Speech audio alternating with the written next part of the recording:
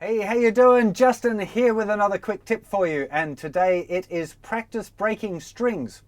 Now, I don't mean actually to practice breaking your strings, because that would be kind of crazy, but breaking strings is kind of inevitable. It's going to happen if you're out playing gigs and stuff. Sooner or later, you're going to bust a string on stage. It happens. Even oftentimes I've restrung a guitar just before a show, and I've still managed to snap a string. Perhaps I've been getting into it particularly hard one day, and it's just one of the strings popped. So what I would recommend is that you kind of get ready for the emergency and practice it up a bit beforehand, so you're not into a complete panic when it happens to you on stage.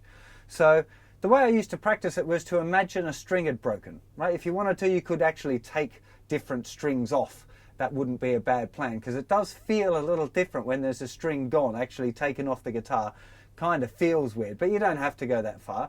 The thing that I'd recommend that you practice, which it's kind of fun as well, it'll help you explore the instrument, is just to pretend a string is missing.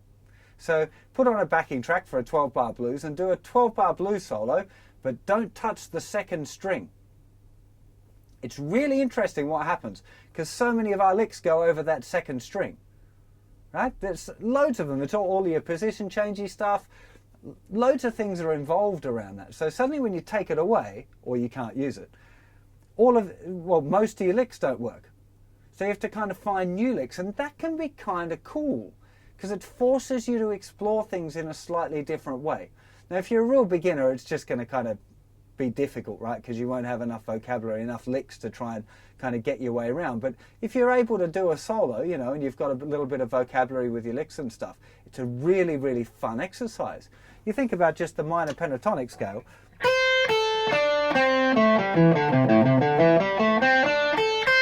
Suddenly you've got that gap where if you're not going to play the second string. So all of like, you can't do those licks anymore. They don't work. It would be because all of the second string's gone. So it'll really make you explore. One of the things that's kind of interesting is to think kind of along the strings instead of up and down. Most people think in terms of positions, but if you've got a kind of a groove, you could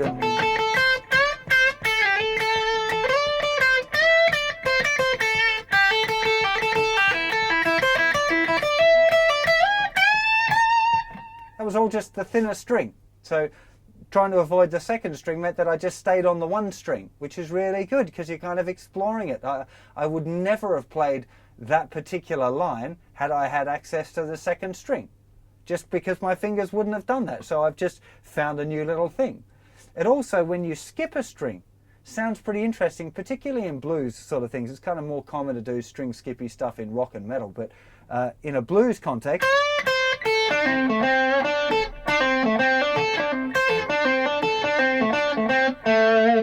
it's just a different kind of flavor that you get when suddenly the second string's taken away. It's really weird, but it's a great experience and a really good learning curve, because it is going to happen sooner or later in your guitar playing life. You're going to bust a string. So much better to be prepared a little bit. I'm saying you practice this all the time, just as a fun thing. You're in a bit of a rut, not sure what to practice. This is the kind of thing that can just open up a few doors, make you think a little bit more different, terrible English. If anyone's learning English, forget that phrase, that's just really bad. You can see things differently, is what I meant to say.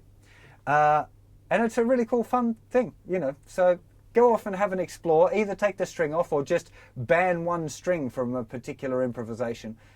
Second string's kind of one of the hardest ones, actually, but it's a good one to start off with just because it'll teach you straight away. Thinner string is also a bit weak. A lot of guys rely on the thinner string for moving around. So and the thick strings, for your chord playing, can be interesting too. So go off and have a check out of that idea, and I'll see you for many more quick tips and lessons and stuff very soon.